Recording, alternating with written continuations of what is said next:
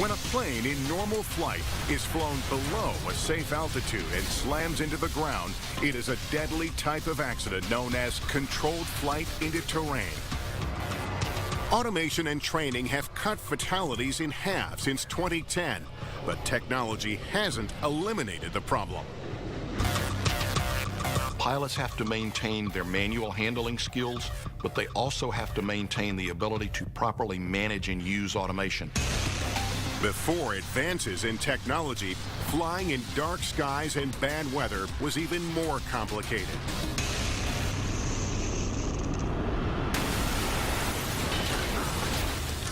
November 28, 1979. Air New Zealand Flight 901 has just taken off from Auckland Airport. The DC-10 gracefully spreads its giant wings out over the South Pacific.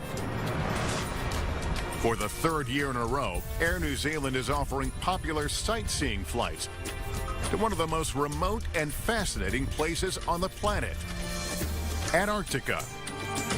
Air New Zealand promoted it to be a special event, to go see the bottom of the world.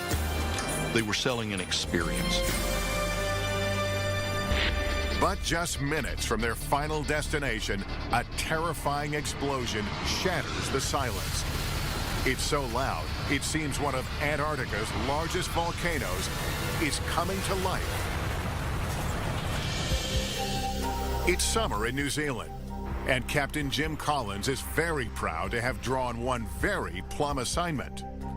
It was a privilege to get those flights, and he was thrilled to be getting the last one, which was the 28th of November. This is Captain Collins and First Officer Greg Cassin's first flight to Antarctica. So, 19 days before takeoff, they're briefed on coordinates that take passengers out over scenic McMurdo Sound.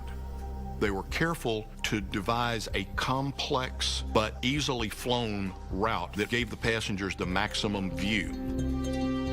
New Plymouth house builder Frank Christmas, seen here on board the festive sold-out flight, is one of 237 passengers. He's been looking forward to it for a year. There was lobster and there was champagne and caviar, and so they would have all had a wonderful time. And he was just wanting to see what Antarctica was like. On a typical flight, passengers get a once-in-a-lifetime view of natural wonders like stunning 12,450-foot Mount Erebus, an active volcano named after Greek mythology's gateway to the underworld. Their personal tour guide, the aircraft is lowering its altitude now. None other than legendary Antarctic explorer Peter Mulgrew, seen here on an earlier flight. Well, everybody up here in the flight deck is saying this is just like a great new world, and I'm sure it is for all of you back there. Because Air New Zealand's DC-10s never actually touched down in Antarctica during the 8-hour flight, pressure is on the pilots to only descend as low as safely possible. He was trying to show his passengers something for what they'd paid for. After all, this was a visual sightseeing flight. There's an expectation that when you get on that airplane, I expect that we're going to fly down there, I'm going to get to see the penguins, and I'm going to get to see the terrain, and I'm going to really get to be a tourist and sightsee.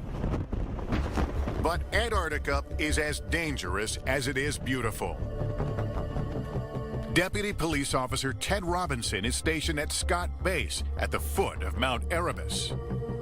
I had to keep a radio log of all the field parties that were out and what they were doing, just for safety's sakes. 40 minutes from their frozen destination, passengers on Flight 901 are standing at the windows, eager for their first glimpse of the endless expanse of ice. Captain Collins radios Robinson to find out about local weather conditions on Ross Island and learns there's a huge problem. That particular day, the mountain was completely whited out. Robinson cautions Captain Collins about low cloud cover that descends to 2,000 feet. I was very keen to let him know that he shouldn't come anywhere near Ross Island. Robinson recommends making a short detour west over the mainland where the weather is much better. That's where mountaineer Keith Woodford is stationed for the day. I was actually over in the dry valleys about 150 kilometres away. We're in brilliantly fine weather. But Captain Collins ignores Robinson's advice, and just after noon, he begins his descent. McMurdo Air Traffic Control confirms a low overcast and reports of light snow. But below the clouds, visibility is about 40 miles. Collins announces to passengers he's hopeful he can descend low enough to give them a good view of Ross Island. He spots a hole in the cloud cover and is cleared by air traffic control for a visual descent. But the four-man crew is having trouble spotting landmarks through the clouds as Peter Mulgrew walks up to the cockpit. Peter Mulgrew was asked, why aren't you commentating? To which his reply was, well, it's pretty hard to say much when you can't see anything. Still sure of his safe position over McMurdo Sound, Captain Collins continues his descent. Then, at 1,500 feet, the captain's confidence is shattered. Collins tells his crew that conditions, quote, don't look good at all, and that he'll have to climb out of it.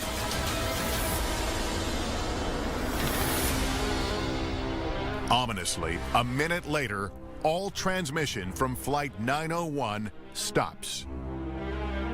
Then I started calling the field parties that were still on a listening watch to see if they'd heard anything of the aircraft. It was negative. No one had heard anything. It's late afternoon when the missing jet makes international headlines. It's just before 1 p.m. on November the 28th, 1979. Air New Zealand Flight 901 is about to give passengers like Frank Christmas, seen here on board the powerful DC-10, an up-close view of one of the most remote and forbidding places on Earth, Antarctica. Well, ladies and gentlemen, the aircraft now is just over 10,000 feet. And I think Dad was excited to think that there was a commentator on board that would tell them all about McMurdo and Scott Base and everything else. But today, the weather isn't cooperating. Majestic 12,000-foot Mount Erebus is shrouded in clouds. Pilot Jim Collins asks air traffic control whether it's possible to begin his descent. They got instruction from McMurdo at Jim's request to circle lower and be able to show their passengers something of the area. 237 passengers are straining to get a glimpse of landmarks like McMurdo Station that they should be seeing any minute. When suddenly, the ground proximity warning system blares out in the cockpit. The flight engineer starts to read off their altitude. 500 feet. 400 feet. Captain Collins realizes something is terribly wrong and calls for maximum thrust. The jet's nose tilts up 10 degrees and they start to climb. But as they pull up, the DC-10's underbelly and wing engines gouge into the icy slope of Mount Erebus, an active volcano at 300 miles an hour. 70 tons of jet fuel ignite the cabin. The tail engine breaks off and roars up the slope along with a horrifying trail of burning wreckage. Deputy Police Officer Ted Robinson radios the crew. He's met with an eerie silence. We kept calling 901. McMurdo was also calling Flight 901. No one had heard anything. There's still hope for finding survivors at 7 p.m. when Air New Zealand Flight Ops calls Maria Collins and asks if she's alone. And he said, I don't want to alarm you, but Jim's flight is late. We haven't heard from him for a while. I suggest you get somebody to be with you. The weather is so bad, it's 12 hours before rescuers finally spot the crash site. From the air, it looks like a smudge in the snow. When we came around the side of the mountain and saw the total devastation, I was shocked. It just did not look like a plane.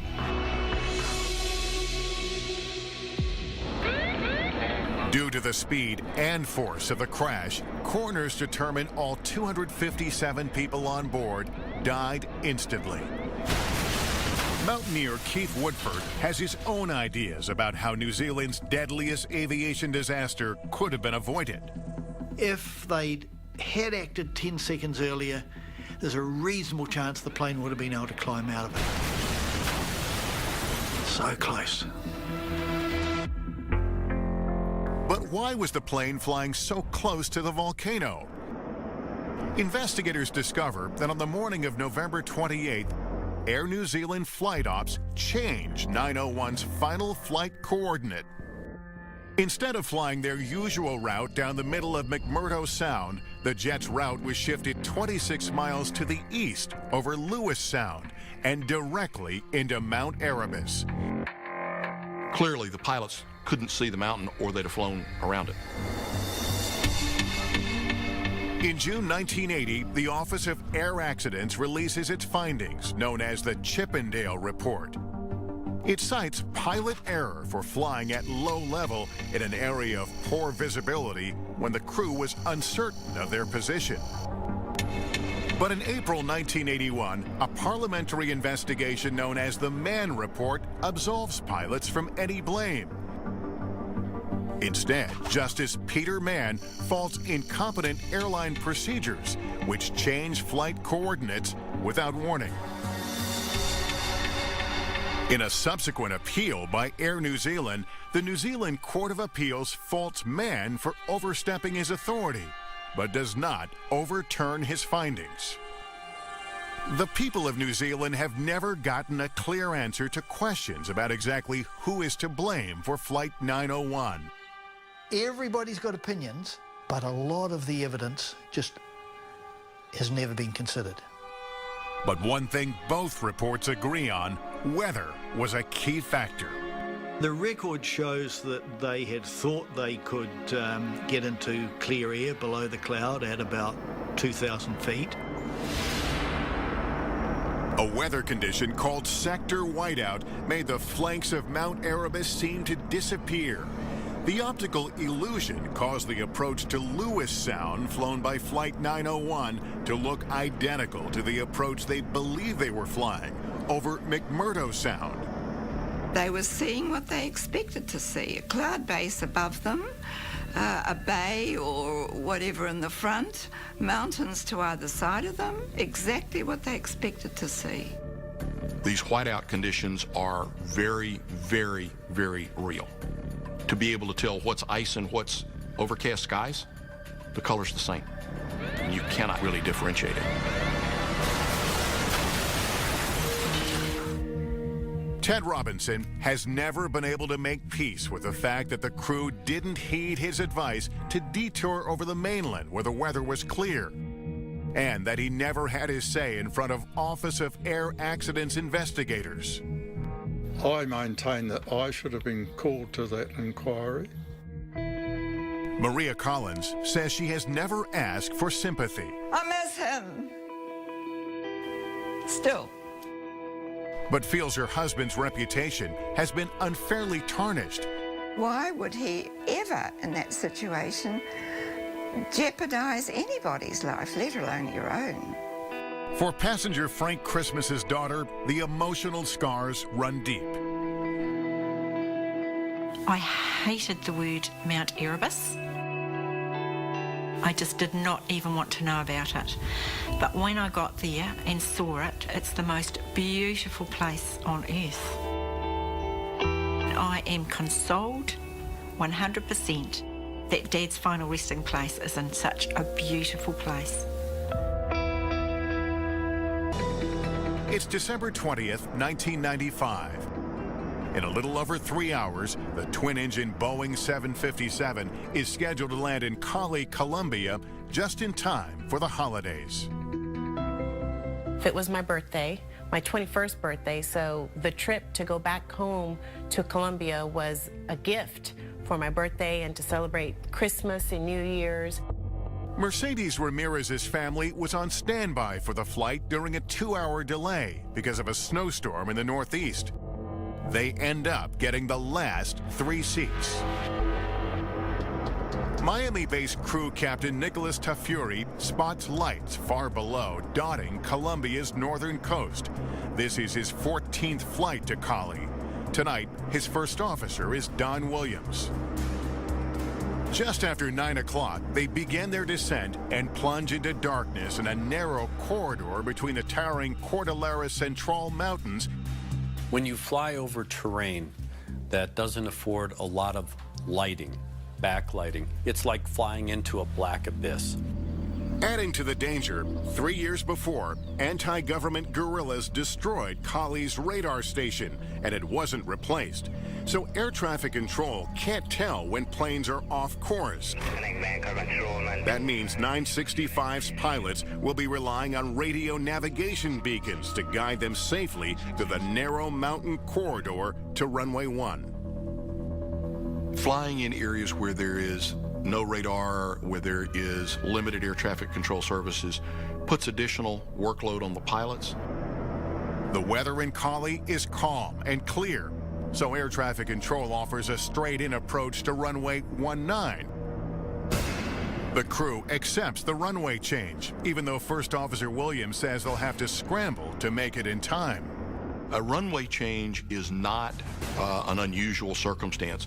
The thing that you have to recognize is if it shortens the distance that you have to fly to get to the end of the runway, can you get down in time?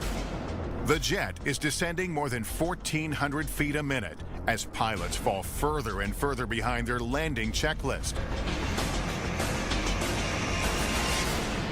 Suddenly, Flight 965's ground proximity warning system sounds in the cockpit. They're just a few hundred feet from a mountaintop and coming down fast. The 757's huge Rolls-Royce engines accelerate as Captain Tafuri tells his first officer to pull up. All of a sudden, you're going like straight into the air like you're on a rocket or something, so it was just sheer panic. December 20th, 1995. American Airlines Flight 965 is about to begin its descent to Cali, Colombia. The Boeing 757's approach is through a narrow corridor in one of the world's tallest mountain ranges, the Andes. 155 passengers are on board, including Mercedes Ramirez and both of her parents. They're eager to be reunited with relatives waiting for them at the airport. And you can just tell everybody was excited because this was a Christmas back home flight. Air traffic control clears Flight 965 to descend to 15,000 feet and proceed to Cali. Tafuri instructs flight attendants to prepare for landing. Then, air traffic control offers and Captain Tafuri accepts a runway change that will speed up their arrival time. But First Officer Don Williams says he'll have to scramble to get down in time for the shorter approach. Modern jets are so aerodynamically efficient. One of the greatest challenges in flying them is getting them down and getting them to slow down. Speed brakes or flight spoilers are devices used to help increase the descent rate to help it slow down. Captain Tafuri deploys 965 speed brakes and types in the navigation computer the letter R for Rosso, the code for the radio beacon a few miles short of the runway. But instead of flying towards the beacon, the jet makes an almost imperceptible turn to the left away from Cali. Seconds later, First Officer Williams says 3 words that cause tension in the cockpit to soar. Where are we? The flight management computer has inexplicably sent the plane in the wrong direction. The instrument basically said, well, what you put in this box says that you need to make a turn and go back that direction. Well, that created a situational position confusion for the flight crew. First Officer Williams has taken manual control, while the crew desperately tries to figure out where they are in the dark and what's going on with their computer. The longer the crew talks about it, the more uncertainty there is that things are what they believe. Out of nowhere, the ground proximity warning system blares out. The plane is at 9,000 feet, but the crew is unaware there's a towering mountain directly ahead. The first officer goes to full power and tilts the nose up so much, a stall warning erupts in the cockpit. There's mayhem in the cabin. I just remember hearing people crying and screaming, and I was terrified. Mercedes' mother and father help prepare her for the worst. Through all of that chaos, I remember hearing my mom's voice. Her voice calmed me down because she was actually praying. I was holding onto my dad's hand at the same time. 12 seconds after the warning alarm goes off, the sound of splintering trees shatters the silence on a mountainside at 8,900 feet. Trees impale the jet's hull as 17,000 pounds of fuel explode on impact. It was just the loudest, scariest sound I'd ever heard. The destroyed jet's wreckage spills over the top of a ridge. Tragically, if a jet had gained just 200 more feet in altitude, they would have cleared the mountain. Unconscious and seriously wounded, Mercedes Ramirez is trapped overnight in the wreckage. She finally comes to early the next morning. I was just asking God, you know, please give me a second chance. I mean, I just want to get off this mountain. Just please send people to save us. Her prayers are answered when she hears a helicopter. I remember that two of the other survivors were jumping up and down and waving their arms. Mercedes is too badly injured to get up, but uses a shiny scrap of metal to alert rescuers to their location. I told them, I said, well, I can't leave without my parents. Mercedes doesn't know it yet, but her mother and father are among the dead. That include 149 other passengers and all 8 crew members. Mercedes, one of only 4 survivors, is in critical condition with internal injuries and a broken pelvis.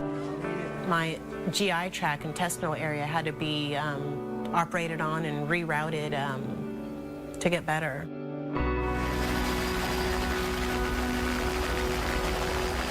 Black boxes recovered intact prove the Boeing 757 was functioning perfectly. Now investigators have to find out what caused the jet to crash 4 minutes before it was supposed to land. According to Columbia's Civil Aviation Authority, it all comes down to a simple keystroke. Flight 965's crew misprogrammed the crucial final coordinate into the flight management computer. They typed the letter R for the Roseau navigational radio beacon near Colley's Airport. But the system interpreted the R keystroke as Bogota Airport's Romeo beacon, 132 miles to the east and behind the plane. The mistake reroutes Flight 965 directly into a 9,000-foot mountain called El Diluvio. Had they typed in ROZO, that waypoint would have come up, but they didn't know that, and that was one of the lessons learned coming out of this accident. Columbia's Civil Aviation Authority releases its final report in September 1996 and finds probable cause was primarily pilot error. The flight crew didn't adequately plan and execute their approach and lacked situational awareness. And they didn't revert to basic radio navigation when computer navigation became confusing in a critical phase of the flight. Colombian investigators also cite the crew's failure to retract the speed brakes, which prevented Flight 965 from gaining enough altitude during its escape maneuver.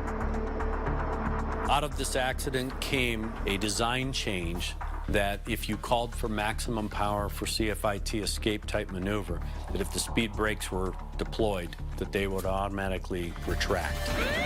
American Airlines agrees pilot error led to the crash, but is disappointed investigators did not also fault flight management computers and the lack of a radar approach. The NTSB releases its own recommendations a month later. That the FAA develop a mandatory controlled flight into terrain training program using realistic simulators to better train pilots to fly into mountainous areas. And that the FAA examine the effectiveness of enhanced ground proximity warning equipment to provide pilots with an earlier warning than the 12 seconds they had on Flight 965. The Kali accident was one of the true industry game changers. After this accident, the recognition of the critical need for predictive technology revolutionized aviation safety, and the control flight into terrain accident type went down dramatically. Out of all the planes that were in the sky that day, why our plane? Why us? Mercedes Ramirez still struggles to make sense of a world without the two cherished people she lost that night. I would do anything to turn back time and just be able to hug them and tell them how much I love them. Mercedes was driven to share the lessons she learned from her brush with death, and today she travels the world as a motivational speaker. It's about realizing that every day you have a brand new second chance at life, at work, at your career, and with your family. January 20th, 1992, 6:20 p.m. Air Interflight 5148 roars down runway 36 and takes off from Lyon, France on a short commuter flight to Strasbourg. 90 passengers are on board, most of them business travelers, and 6 crew members. Graduate student Nicholas Skurius is in the last row of seats. I was visiting my girlfriend who was living in Strasbourg. Captain Christian Hecquet and First Officer Joel Sherabin are in the cockpit of the revolutionary Airbus A320, the world's first commercial airliner to have completely computerized controls. Its bold advertisements declare a superior intelligence has arrived. It's similar to what you have on your home computer when you're trying to fly a flight simulator with the joystick. It's all computer controlled. You're never physically moving the flight control. Air Inter was a regional sort of airline, so this was a bit of an upstart carrier, but they were a highly motivated group that wanted the airline to succeed. Part of that success depends on competing with France's high-speed train system, putting pressure on the crew for an on-time arrival. You got to get it on the ground, in the gate, offloaded, loaded, turned, back in the air, and you're racing the clock. Flight 5148 is routine until air traffic control tells the crew they'll have to land on a different runway. Because of a change in wind direction, the active runway is now runway 5. When there are last-minute changes, such as runway changes or route changes, pilots don't like that because they've already programmed the computer to fly a particular route to get to the airport. Complicating things even more, air traffic control recommends a non-precision approach, a type of manual landing the pilot has had very little experience flying in this brand new computerized jet. Non-precision approaches do not have the electronic vertical guidance, and in this case that was part of the issue. The descents require a lot of pre-planning using a procedure that they don't use a lot. Air traffic control doesn't know it, but the pilot wants to stick with his initial flight plan and make a precision approach to the original runway. Then, once flight computers have gotten the Airbus into position, he'll go manual and circle to land at the new runway, runway 5. Flight 5148 begins its descent. They plan to land in 15 minutes.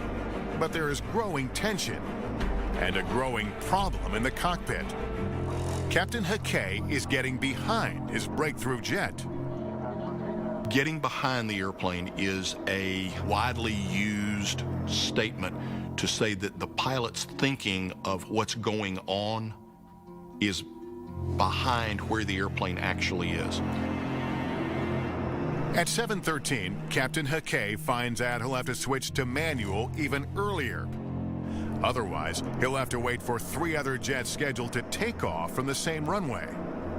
If you're going to fly that kind of approach and you've never done it before, that in and of itself can become a distraction. With zero visibility in the fog, pilots are having trouble keeping track of the Airbus's horizontal position. The plane ends up almost a mile left of where they should be on approach to runway 5.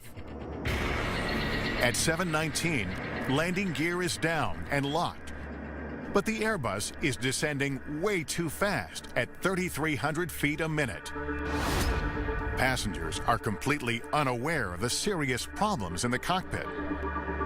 I didn't notice something strange. It was a quiet, normal flight. Just as passengers are asked to make sure their seatbelts are fastened, a low-altitude sensor rings out in the cockpit. 200. A second later, a monstrous crash into a mountaintop. The world's most intelligent airplane is on descent from Lyon to Strasbourg, France. It was one of the most technologically advanced airplanes in the world, particularly in its early days. It's a raw, foggy night, January 22nd, 1992. A wind shift causes a runway change that complicates Flight 5148's approach. It's a high demand requirement to change a runway for pilots when they're in close to the airport. Captain Christian Hickey turns on the plane's wing de-icers and makes a left turn onto final approach. But he's having trouble. There's zero visibility, and they're almost a mile out of position to the left of the runway. They're descending way too fast at 3,300 feet a minute. Then, out of nowhere, a low-altitude warning. 200.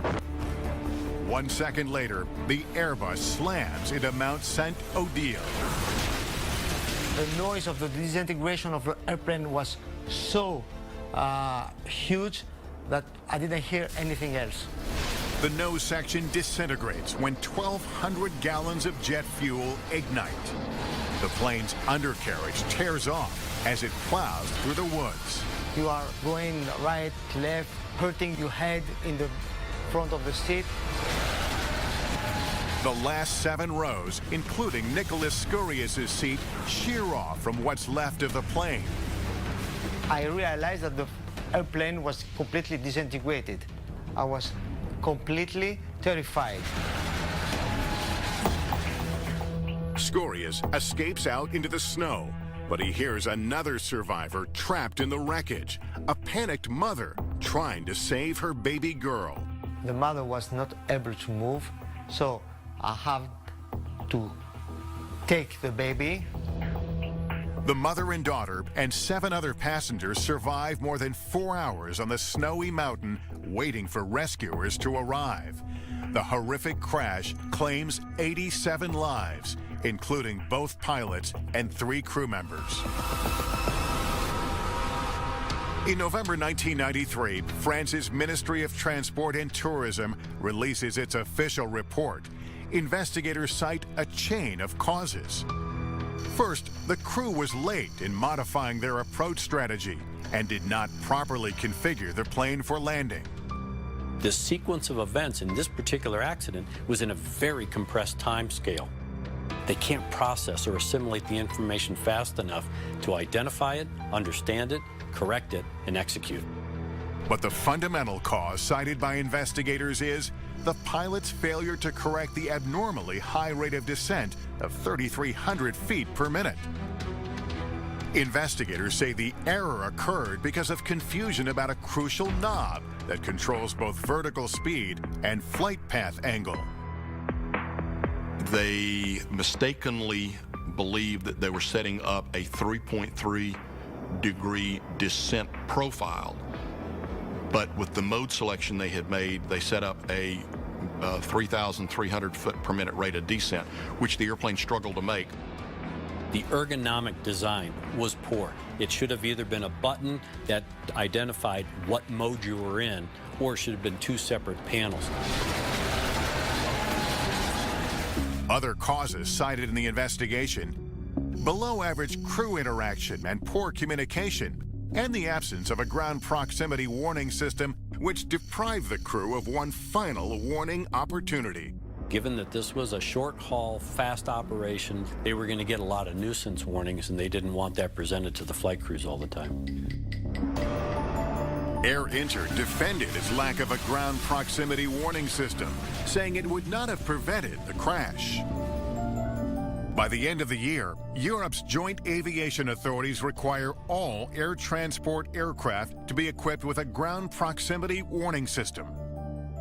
Airbus modified the A320's flight control unit so that a vertical speed setting would be displayed as a 4-digit number, preventing confusion with the unit's flight path angle mode. Air Inter also increased pilot training for the A320. After the Monsanto deal, you can't compose a crew with 2 persons with less than 300 hours of flight on Airbus A320. Je suis désolé. I am heartbroken. The sadness endures for Hubert de Gaulier, who lost his son Hugh de Gaulier, a flight attendant, in the crash. He still can't accept the moment that took down Flight 5148, the turn of a knob that began their lethal loss of altitude. Ils ont eu 17 secondes. They had 17 seconds to realize that they were in a bad descent. They weren't aware. Why? Because they put their trust in the automation. In the aviation community, weighing the benefits and risks posed by automation is an ongoing debate. Manual handling skills are critical, and the appropriate use of automation balanced in keeping manual flying skills is one of the current and future industry challenges that we have, and we're struggling with it. Painful memories of the Mount St. Odile crash are now etched in stone. But Nicholas Scurius will always give thanks for being one of the few survivors that snowy night. You quickly realize that you are not invincible and you are human. So, life goes on.